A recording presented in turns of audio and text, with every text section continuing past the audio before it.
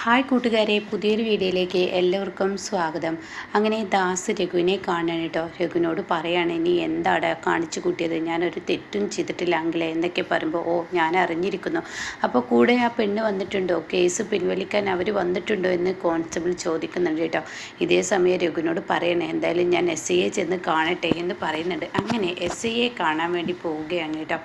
അങ്ങനെ SI ചെന്ന് കാണുമ്പോൾ ഉടൻ തന്നെ SIയോട് പറയാണ്, അവനെ അറിയുന്ന കുട്ടിയാണ്, ഇവിടെ എല്ലാ കാര്യങ്ങളും അറിയാലോ, ഇത് ഈ പറയുന്ന ആദിത്യൻ്റെ ഭാര്യ ആമിയാണ്, അവനായിരുന്നല്ലോ അവളുടെ എല്ലാ കാര്യങ്ങളും ഉത്തരവാദിത്തങ്ങളൊക്കെ ഏറ്റെടുത്തത്. അതൊക്കെ ഈ പോലീസ് സ്റ്റേഷനിൽ ഉണ്ടല്ലോ, പിന്നെ ഇപ്പം എന്തിനാണ് അവനെ അറസ്റ്റ് ചെയ്തതെന്ന് പറയുമ്പോൾ, അവൻ നടു റോട്ടിൽ വെച്ചാണ് പലവരുടെയും മുന്നിൽ വെച്ച് ആ പെൺകുട്ടിക്ക് ഇഷ്ടമില്ലാതെ വീണ്ടും വീണ്ടും ഗിഫ്റ്റ് കൊടുക്കുമ്പോൾ, ഇവിടെ പോലീസ് സ്റ്റേഷനിലെ എല്ലാ ഉത്തരവാദിത്തങ്ങളും അവളുടെ കാര്യങ്ങളൊക്കെ നോക്കുന്ന രഘുവാണെന്നും പറഞ്ഞിട്ട് കാര്യമില്ല.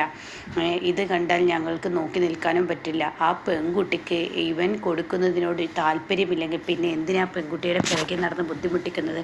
അതുകൊണ്ട് എൻ്റെ സാറേ, നിങ്ങളൊക്കെ നല്ലപോലെ ജീവിക്കുന്നവരാണെങ്കിൽ ഇങ്ങനെയുള്ള കാര്യങ്ങളിലൊന്നും കഴിയുന്നത് ഇടപെടാതിരിക്കുകയാണ്. ആദിത്യൻ എന്ന് പറയുന്ന ആൾ എന്തായാലും ഒരു കള്ളക്കടത്ത് ഇതിൻ്റെ ഇതുമായി ബന്ധപ്പെട്ട ആളാണ്, അവരുടെ ഭാര്യ അങ്ങനെയൊക്കെ ആയിരിക്കുമെന്ന് പറയട്ടോ. അപ്പോൾ ഈ സമയമായി അങ്ങനെയൊന്നല്ല, അവൻ്റെ ജീവിതം തകരരുതെന്ന് കരുതിയാണ് അവൾ മാറി നിൽക്കുന്നത്. എന്തായാലും ഈ കേസ് വേണ്ടെന്ന് വെക്കണമെങ്കിൽ അവൾ വരണം, അവൾ വന്നിട്ടുണ്ടോ എങ്കിൽ മാത്രമേ അത് നടക്കുള്ളൂ എന്ന് പറയണേ. അതേസമയം അവൾ വന്നിട്ടുണ്ടെന്ന് പറയണം കേട്ടോ. എങ്കിൽ രക്ഷപ്പെട്ടു എന്ന് പറയണേ. അങ്ങനെ ഈ സമയം ആമിയെ വിളിച്ചു കൊണ്ടുവരികയാണ്. ഇപ്പോൾ ഈ സമയം ആമിയെ കാണുന്ന രഘു ഇങ്ങനെ നോക്കണം. അപ്പോൾ ആമി രഘുവിനെ തുറച്ചു നോക്കുകയാണ്.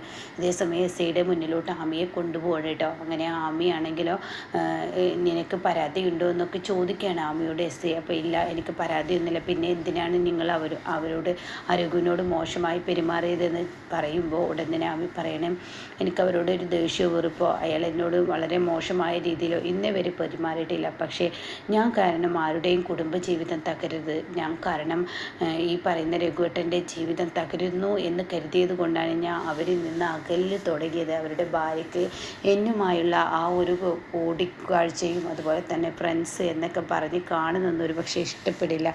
അപ്പോൾ അതുകൊണ്ട് ഞാൻ മനഃപൂർവ്വം ഒഴിവാകുന്ന സാറേ, പക്ഷേ അത് ഈ നിലയിലെത്തുമെന്ന് ഞാൻ ഒരിക്കലും കരുതിയില്ല എന്ന് പറയാം കേട്ടോ. അപ്പോൾ ഈ സമയം പറയണേ, അയ്യോ അവരുടെ ഭാര്യ അമ്പിളി ഇപ്പോൾ വിളിച്ചിരുന്നല്ലോ എന്ന് പറയുന്നത്. ഇത് കേൾക്കുന്നതിനോടുകൂടി എന്ത് അമ്പിളി വിളിച്ചിരുന്നോ? അതെ, അമ്പിളി വിളിച്ചിരുന്നു എന്ന് പറയട്ടോ. അമ്പിളിയാണോ അവരുടെ ഭാര്യ? അതെ, അവരോട് കാര്യങ്ങളൊക്കെ ഞാൻ പറഞ്ഞു എന്ന് പറയട്ടോ. ഇതൊക്കെ കേൾക്കുന്നതിനോട് കൂടി ശരിക്കും വിഷമമാവുകയാണ് ദാസിന്. അങ്ങനെ ദാസും ഈ പറയുന്ന രഘുവും ആമിയും കൂടി പുറത്തിറങ്ങണം. അപ്പോൾ ദാസ് പറയുന്നത്, എന്തിനാ രഘു നീ ആവശ്യമില്ലാതെ നിൻ്റെ ഭാര്യയുടെ മുന്നിൽ വീണ്ടും വീണ്ടും കുറ്റവാളിയാവുന്ന? ഞാൻ പറഞ്ഞു നിന്നോട്, ആമിയുടെ ഒരു കാര്യം നീ ചോദിക്കുകയോ അറിയുകയോ അവളെ കണ്ടാൽ കണ്ട ഭാവം നടിക്കുകയോ ഒന്നും ചെയ്യരുതെന്ന്. അത് നിനക്ക് ഒരു തവണ പറഞ്ഞു തന്നിട്ട് നിനക്കത് മനസ്സിലാവുന്നില്ലേ? അന്ന് ഇതുപോലെ ഓരോ പ്രശ്നങ്ങൾ ഉണ്ടാവുമ്പോഴും അമ്പിളി നിന്നോട് ക്ഷമിച്ച് മുന്നോട്ട് വരുന്ന സമയത്ത് നീ വീണ്ടും ആമിയുടെ കാര്യങ്ങൾ തിരക്കുന്നത് എന്തിനാ? അത് കേട്ട ഉടനെ എൻ്റെ ലച്ചുമോളെ പോലെ തന്നെയാണ് ആമിയുടെ മോളും. വിഷുവായിട്ട് അവളുടെ അച്ഛനെ ഒരു തരത്തിൽ പറയുകയാണെങ്കിൽ അവളുടെ അച്ഛനെ ഞാൻ കാരണം എന്നങ്ങ് പറയാൻ ഒരുങ്ങുമ്പോഴേക്കും ദാസ് അവിടെ നിർത്തുകയാണ് കേട്ടോ. അപ്പോൾ ആമി ചോദിക്കുക, എന്താ രഘുവേട്ടൻ പറഞ്ഞത്? ഒന്നുമില്ല. അപ്പോൾ ദാസ് പറയണേ, അവൻ പറയുകയാണ്, അവൻ്റെ ഉള്ളിൽ വിഷമം തോന്നുകയാണ്. ഈ പറയുന്ന ആദിത്യൻ പണം ചോദിച്ചപ്പോൾ ആ കറക്റ്റ് സമയത്ത് കൊടുക്കാൻ കഴിഞ്ഞില്ലല്ലോ. അപ്പോൾ അത് കൊടുക്കുകയായിരുന്നെങ്കിൽ ഇന്നിപ്പോൾ ആദ്യത്തിന് ഈ അവസ്ഥ ഉണ്ടായിരുന്നില്ലല്ലോ എന്നുള്ള അർത്ഥത്തിൽ പറഞ്ഞതാണെന്ന് പറഞ്ഞ് മാറ്റുകയാണ് കേട്ടോ. ഇതേ സമയം ആമി പറയണേ, രഘുവേട്ട നിങ്ങളോട് എനിക്കൊരു ദോഷ്യവുമില്ല, ഒന്നുമില്ല. പക്ഷേ നിങ്ങൾ കാരണം എനിക്ക് ഒരുപാട് ബുദ്ധിമുട്ടുകൾ ഉണ്ടാകുന്നുണ്ട്. നിങ്ങൾ എൻ്റെ പിന്നാലെ നടക്കുകയോ എന്നെ കണ്ടാൽ നിങ്ങൾ മിണ്ടാൻ വരികയോ ഒന്നും ചെയ്യണ്ട. ഇനി ഇങ്ങനെ ആയിരിക്കില്ല, നിങ്ങളുടെ പേരിൽ ഞാൻ പരാതി കൊടുക്കും. അതുകൊണ്ട് എൻ്റെ പിറകെ ഇനി നിങ്ങൾ വരരുതെന്ന് പറയും കേട്ടോ. ഇതേ സമയം ദാസ് ആണെങ്കിലോ, എടാ നാണമില്ലേ നിനക്ക്? നിൻ്റെ കുടുംബജീവിതം തകർത്ത് മറ്റുള്ള പെണ്ണിൻ്റെ കൂടെ നടക്കേണ്ട ദാസങ്ങളെ എല്ലാം അറിഞ്ഞിട്ട് ഇങ്ങനെ എല്ലാം അറിഞ്ഞുകൊണ്ടാണ് എന്നോട് ഞാൻ പറയുന്നത്. സഹായിച്ചാൽ പോരെ അവരെ? ആ സഹായം ഞാൻ ചെയ്യുന്നില്ലേ? നീ തന്നെ ചെയ്യണത് തന്നെ എനിക്ക് ഇത്ര വാശി? എൻ്റെ മനസാക്ഷിക്ക് എനിക്ക് തോന്നണ്ടേ? ഞാൻ കാരണമാണല്ലോ ആ കുഞ്ഞിനെ, അവളുടെ അച്ഛനെ നഷ്ടപ്പെട്ടത്, ആമിക്ക് അവളുടെ ഭർത്താവിനെ നഷ്ടപ്പെട്ടത്. ആ ഒരു കുറ്റബോധം എന്നിലുണ്ട് എന്ന് പറയണം കേട്ടോ. ഇതേ സമയം കാര്യങ്ങളെല്ലാം ദാസ് പറഞ്ഞ് മനസ്സിലാക്കി കൊടുക്കുകയാണ്. എന്നാൽ ഈ സമയം രഘുവിനെ കാണാനായി ഓടിയെത്തുകയാണ് ഇന്ദ്രൻ.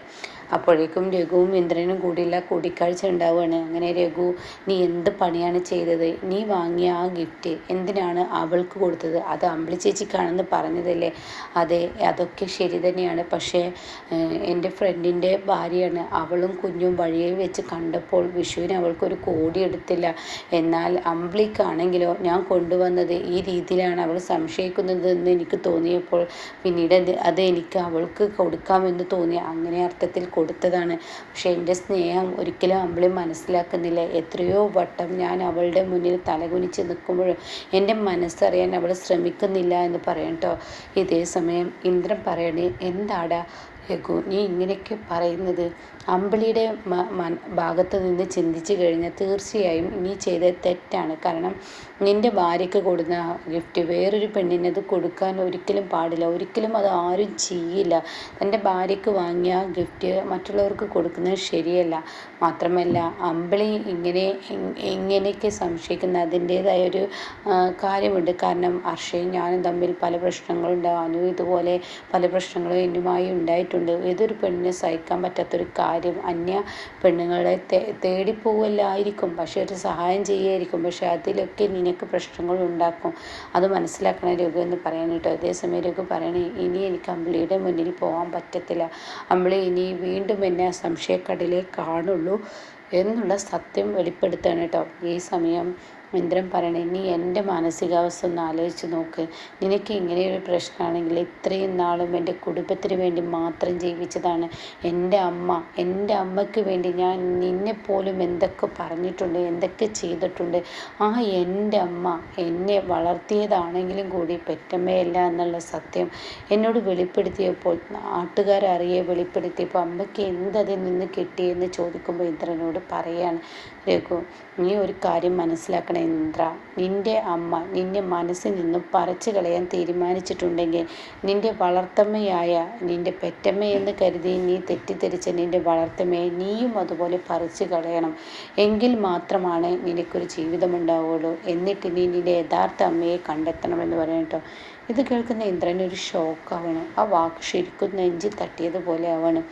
എന്നാൽ ഈ സമയം അനുപമ വിളിക്കുകയാണ്. അപ്പോൾ അനുപമ വിളിച്ച ഉടൻ തന്നെ ഇന്ദ്രൻ കാര്യങ്ങൾ പറയാണ്. ഇവിടുത്തെ പ്രശ്നം എന്ന് പറഞ്ഞാൽ രഘു ആമിയെ വഴിയിൽ വെച്ച് കണ്ടതാണ്. അങ്ങനെ അവൾക്കൊരു ഗിഫ്റ്റ് കൊടുക്കാൻ ശ്രമിച്ചതാണ്. അല്ലാതെ അമ്പിളി ചേച്ചി പറയുന്നത് പോലെയുള്ള പ്രശ്നങ്ങളൊന്നുമില്ല.